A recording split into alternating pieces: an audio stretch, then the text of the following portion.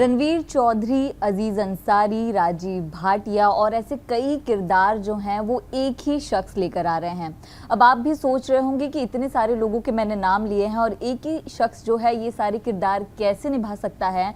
तो ये अतरंगी अवतार और एक अलग तरह की कहानी लेकर रवि दुबे जो हैं वो आ रहे हैं। रवि, आपका बहुत बहुत स्वागत है इंडिया टीवी पर। जी, तो मत्स्यकांड नाम ही बिल्कुल अलग है और ट्रेलर तो मतलब एकदम ही धमाकेदार है। तो अपने किरदार के बारे में बताइए और मत्स्यकांड क्यों नाम है इसका?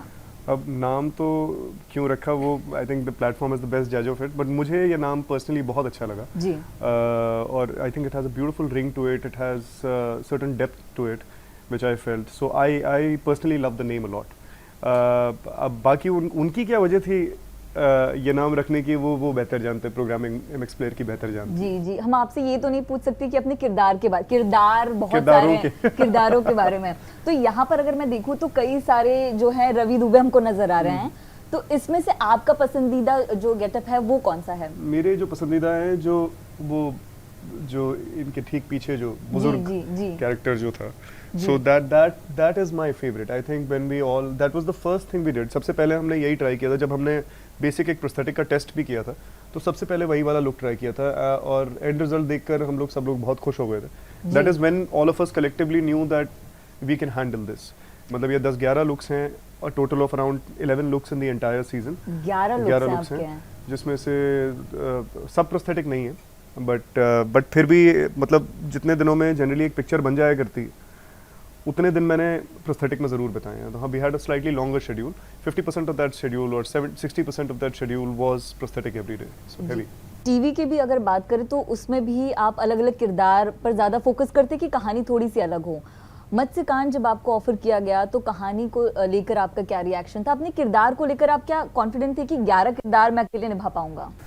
मैं उस वक्त इतना नहीं जानता था। जब मत्स्यकांड के बारे में बात सबसे पहले जब शुरू हुई तो चर्चा सिर्फ किरदार के बारे में ही हुई थी, basic sketch of the character कि उसकी उस तरीके की बैक स्टोरी होगी और एक कॉन मैन होगा जो स्मार्ट होगा, मास्टर ऑफ डिस्गाइसेस होगा, मगर किस लेवल तक वो master of disguises was just one small trait of his overall personality.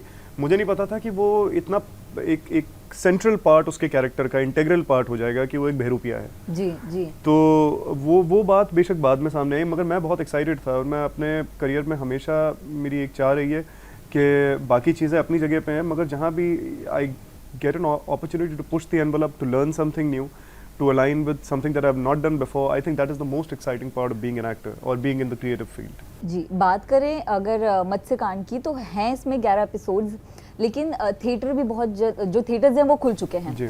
तो आपको नहीं लगा बतौर आर्टिस्ट आप प्रोड्यूसर से कहें कि हम थोड़ा रुक कर, क्योंकि कहानी जो ट्रेलर देखा हमने वो बहुत ज़बरदस्त है, वो लोगों को वैसे ही पसंद आने वाली है, तो आपने नहीं सोचा इसको थोड़ा एक फिल्म की तरह हम अगर थिएटर में रिलीज़ करें तो ज़्यादा बेहतर होगा?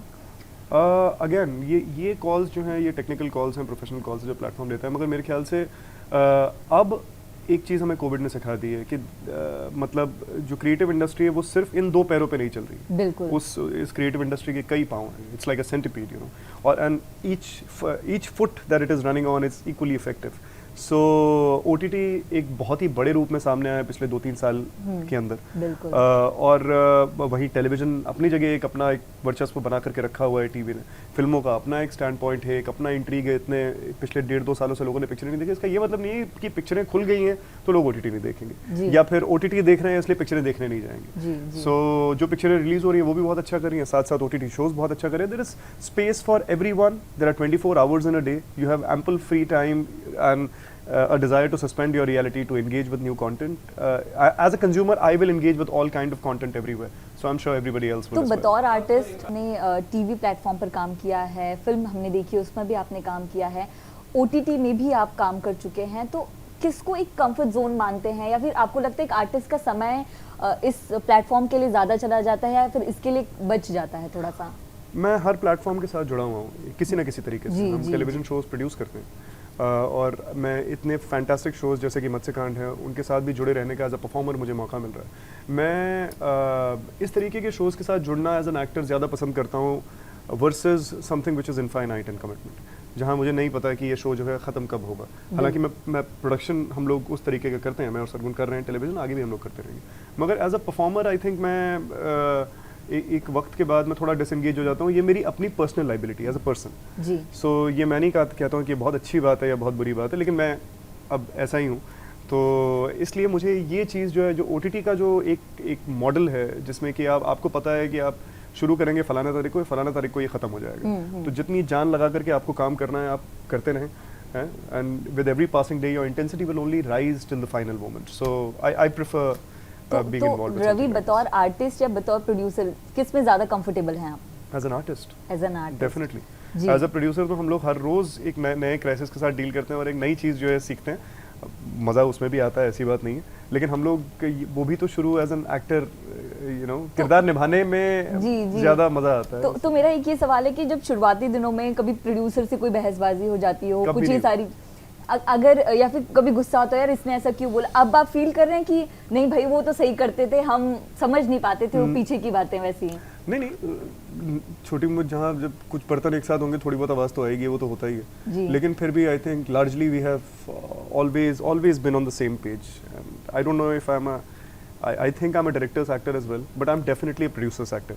जी, So कहीं ना कहीं उनकी दुआएं हैं कि हम बन गए प्रोड्यूसर, कि यार रवि आता है तो थोड़ा सब शेड्यूल मैनेज रहता है, तो भगवान करे ये भी प्रोड्यूसर बन जाए तो बन गया। अच्छा, मत्स्यकांड की बात करें तो पीयूष जी बता रहे थे कि वो इसमें आपके भी गुरु हैं। जी। ऑलरेडी 11 किरदार आप निभा रहे हैं, लोग लूट पाट अगर हम समझे तो चोरी ओरी हो रही है, तो उसमें भी आपके गुरु हैं। तो पीयूष जी के साथ काम करना किस तरह करा, क्योंकि वो तो मल्टी टैलेंटेड पर्सन है। मैं मल्टी टैलेंटेड हैं, एक बहुत अच्छे इंसान हैं, और जैसे वो स्क्रीन पर मेरे मेंटोर या गुरु बने, पूरे शेड्यूल के दौरान भी पीयूष जी मेरे गुरु जैसे ही थे। जी। तो मेरे लिए रवि भैया के साथ काम करना, पीयूष जी के साथ काम करना, राजेश जी के साथ काम करना, श्रीकांत जी के साथ काम करना, ये एक बहुत बड़ा गुड फॉर्च्यून है।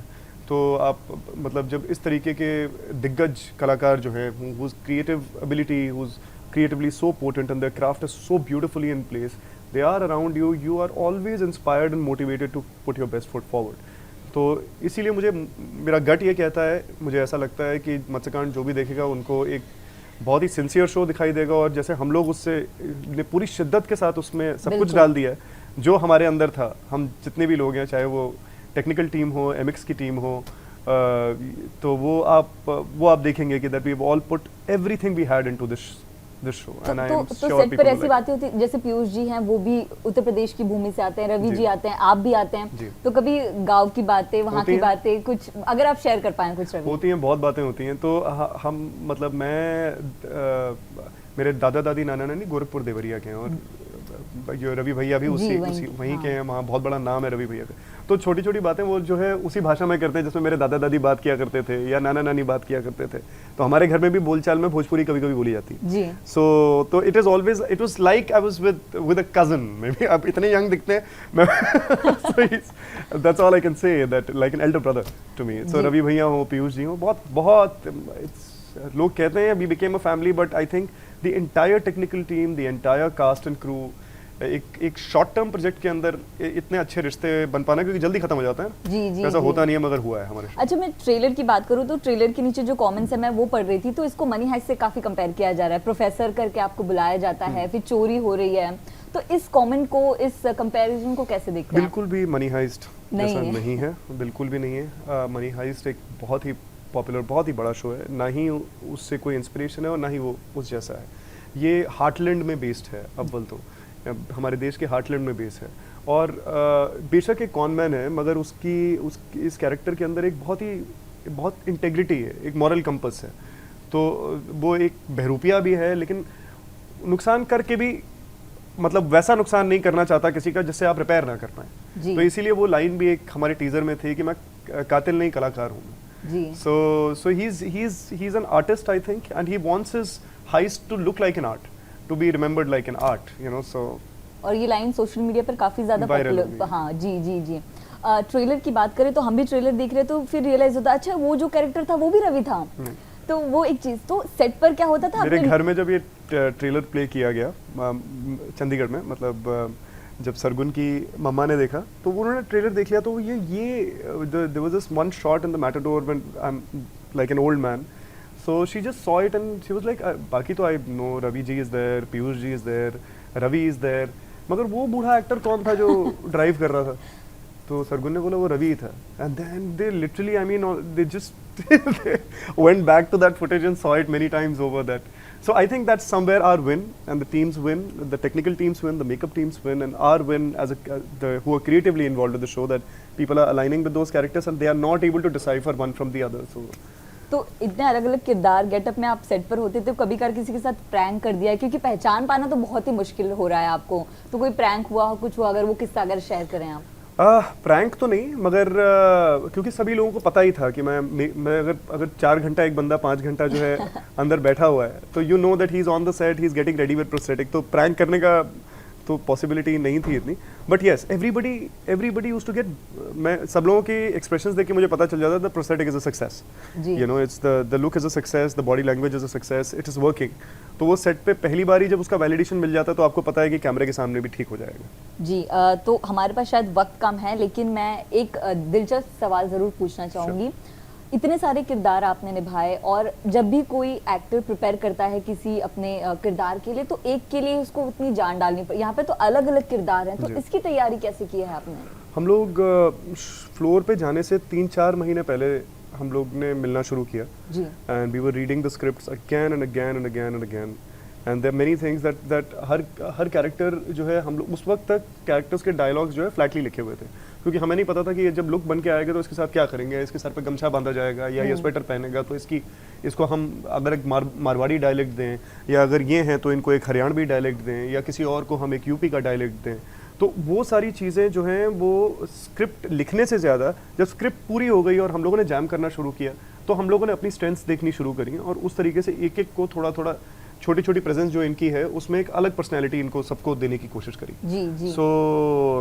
So like that, so that of course a lot of it you'll actually see when you begin to see the show on 18th of November, all episodes free on MX Player. तो तब आपको दिखाई देगा कि हर character के अंदर एक subtle फर्क है.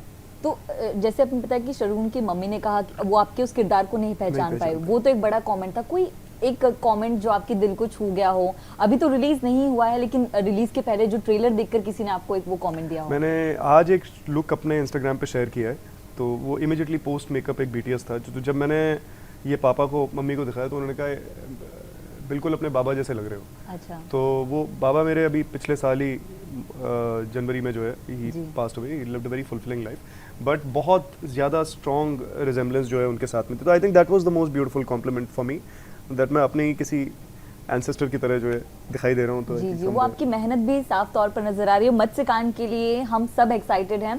तुम्हारे जो दर्शक देख रहे हैं उनको बता दीजिए कि कब वो सारे कांड आपने जो किए हैं वो देख पाएंगे.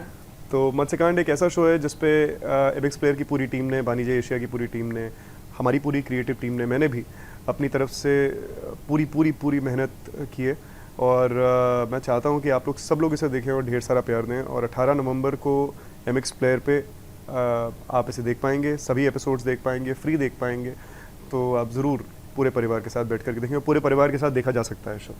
देखिए ये सबसे ज़रूरी है OTT. जी, बहुत बहुत शुक्रिया रवि, हमसे बात करने के लिए. बहुत बहुत शुक्रिया. It's my pleasure.